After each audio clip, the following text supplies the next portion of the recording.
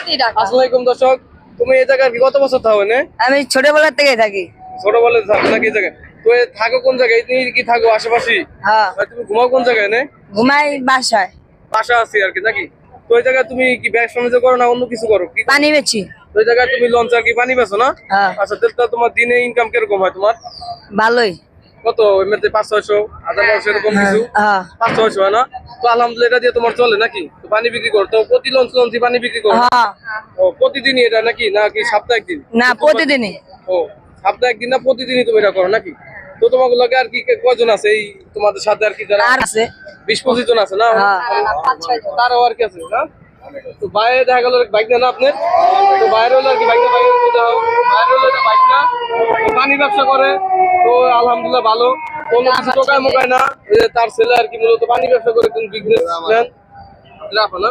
তখন বিজনেসম্যান দেখা গেল অন্য কিছু না করে ব্যবসা করে, অন্য কিছু করতে পারতো ওই বসে, বা অন্য চুরি চামারিও করতে পারতো। তো ওইগুলা না করে আসে আর কি বিজনেস করে, ব্যবসা করে, পানির ব্যবসা।